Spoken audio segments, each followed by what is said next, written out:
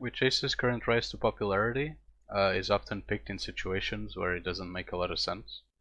So I'd like to talk about why it doesn't make a lot of sense and usually what he needs to be a good pick. So starting off, Jayce is actually really hard to play, and I think he's being picked way too often for a champion that needs so many games to be proficient at. Usually you might think that the people picking him are pro players, but you really need a lot of games. It's kind of similar to GP, not to the same extent. I think Jayce is easier, but I'd say you really need a really good understanding of a lot of things to be able to play Jayce. So that's the first thing. Second thing is that Jayce is actually a really heavy champion, so he needs a lot of gold. So before picking him, you need to consider if his lane is good, if the jungle matchup is good. You need to be sure that he's not going to suffer a lot in that regard, because if he falls behind, he's most likely going to be useless for the entire game, and that's really dangerous. Jayce is a champion. It is really similar to Karthus in that he doesn't want the enemy team to be able to build against him. Jayce either wants the enemy team to not be able to build armor, or he wants the enemy team to not be incentivized to build armor. And the way you do that is by building low AD on your team, which is often really weird, as you always want an ADC for the most part. Not always, but in a lot of situations. So some good ADs that go with him is like you can go Karki mid, and then you have some AD damage, but it's majority magic, which is really good. You can go stuff like Ezreal, which does majority physical damage, but he also does magic damage, so depending on your mid laner and jungler, there's not a lot of incentive to build armor.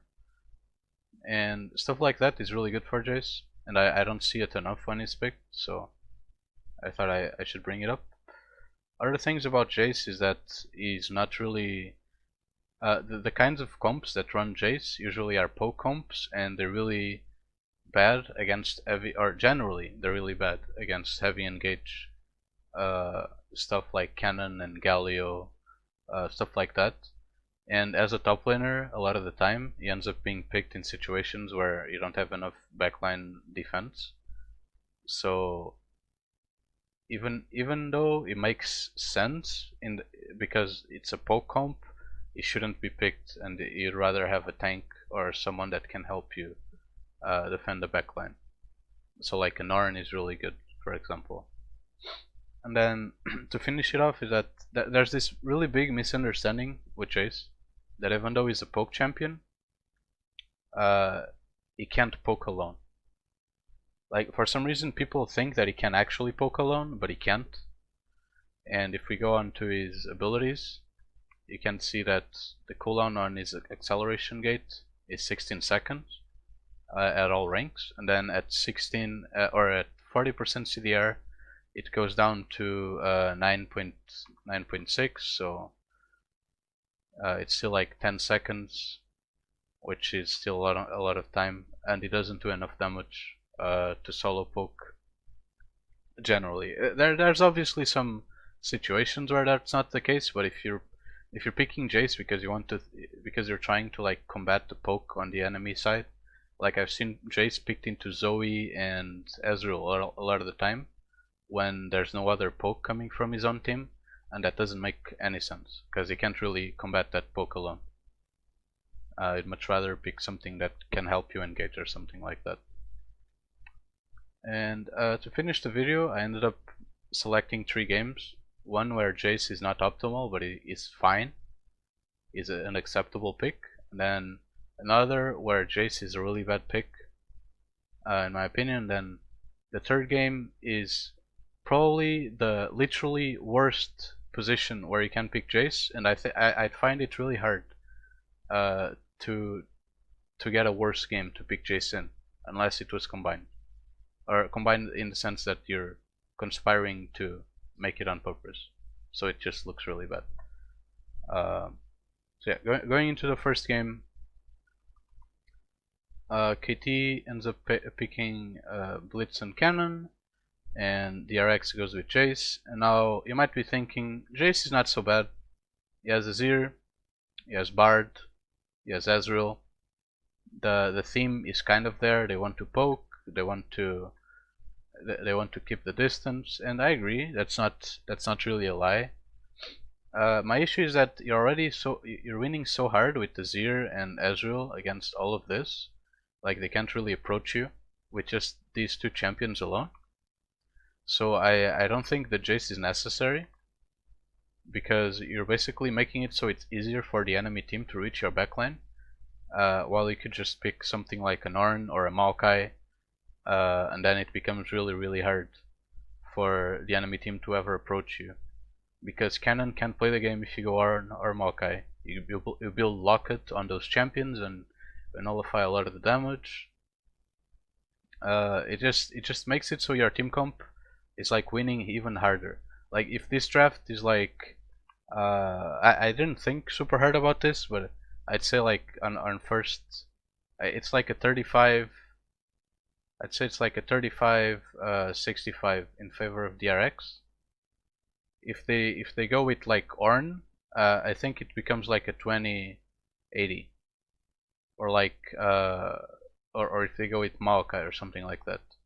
So like, even though the Jayce is okay, I think you can pick something that makes you have a much larger hedge, and that's really important in my opinion when thinking about what you should actually play. Going onto the second game, the IG versus GGG game, I think Jayce was really bad here. It's a really big blunder. You end up picking this is also really important and I didn't mention it. Jayce has a lot of lane counters, even if they're not your traditional lane counters where you can't play against them. They just outscale him, and he doesn't really get to bully them as hard as he needs to be justified. So Jayce here is really bad. There's a counter pick top lane on the other side if they want to. They could always flex set top if they really want to do it. But yeah, they have counter pick. Jayce is playing into poke. While he has no poke on his team, there's nothing that can help him. TF wildcards can never reach anyone on the enemy side. Jayce loses lane against Ornn, even though like he wins the first few waves, like 4 or 5 waves, and then he starts losing really hard once Ornn gets a single armor item, so it's really doomed. Ezreal, my bad. Ezreal can build armor really easily. Lee Sin can build armor really easily. Sett can build armor really easily, and Ornn can too. So like, there's 4 champions on the enemy team that just build against you really easily, and you can't really do anything about it. So like, your value just plummets really hard because of that. And then the other thing is that it doesn't make sense with this team composition, because Jayce. So what this team composition is trying to do is they're trying to go in, right? They have Aphelios. Like, they're never going to be able to like play the distance game against Zoe and Ezreal, because like, these champions, they just play control really easily. And then the enemy team, what they want to do is they want to give space for Aphelios to just do his thing. So they're trying to close the gap, and Jayce doesn't help with that. Like, you can argue, oh, but his accelerating gate, you know, it gives movement speed. There's a lot of champions that do that. There's champions that could slow the enemy team, like Gangplank. So like, picking Ornn here is really good. Or, well, this draft is kind of doomed already, but Ornn is a lot better than Jayce. GP is a lot better than Jayce.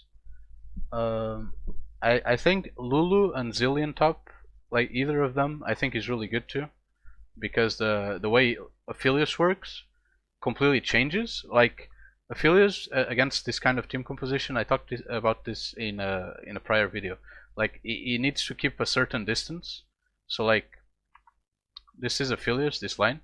Then like, this is Zoe and Ezreal. Like, the way he approaches them, he needs to be really careful. And like he's always gonna get poked the closer he gets, right? But once he gets Lulu, like, he can just go a lot faster into the enemy comp. So he not only does he have shields, but he also has ways to approach him.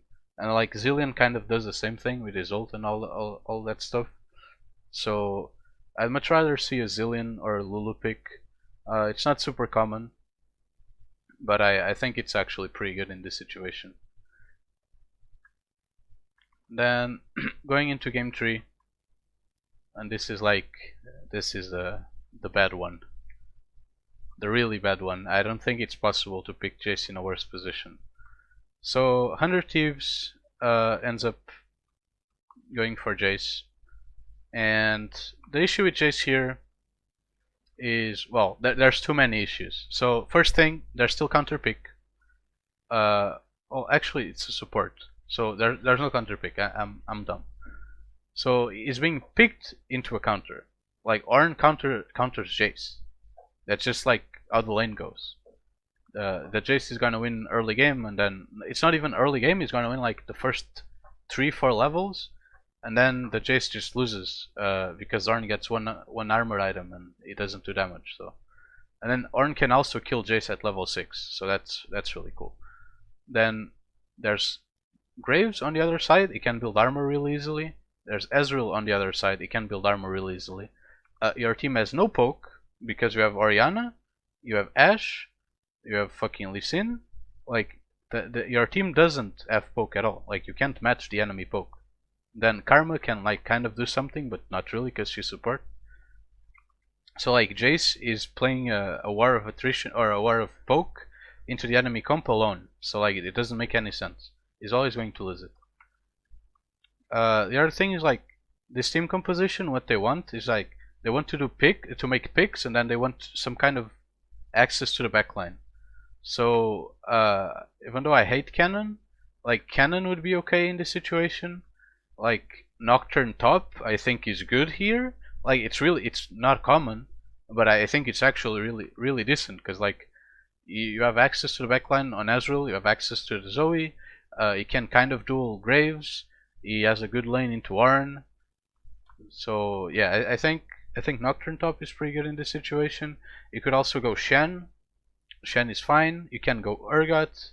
You can go Silas. Silas is also like I don't super like Silas, but I think Silas is pretty okay because you get to steal Arnold and then you can engage on them. This team is like not super good into Arnolds. It's not terrible, but Silas has some value. You can also go Soraka, and then you have like Soraka top into Karma, and then you can just flex them depending on the enemy support. So like if Soraka ends up being like, I don't know, if you don't feel comfortable playing into Graves or a Soraka, depending on the support, you can just pick Soraka bot and then go Karma top. So Soraka is also pretty good in my opinion. It helps you deal with the poke, and then you kind of need to play around picks with Ashe. I don't think like Soraka changes the game drastically, but it makes it a lot easier to play the game because you can take a lot more poke that you usually wouldn't be able to. So yeah, Jayce here, terrible pick. Don't pick him, please. Like, it's really bad. And then I think Team Liquid goes for Bard. Like Jayce is really bad into Bard because he's not really super mobile. So yeah, that's just like the cherry on top. So just going back to the start, reasons why you shouldn't pick Jayce. He's really heavy, he needs a lot of gold. You need specific situations where the enemy comp can't build armor that easily or just isn't incentivized to. He can't poke alone.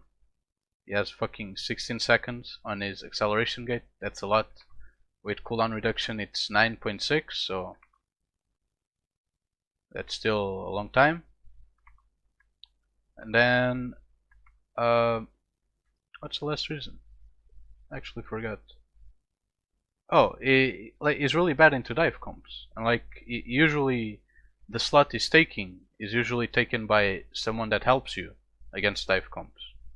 So I hope this video helped in some way to make it so it's clearer what situations you want to pick Jayce in. And yeah, thanks for watching.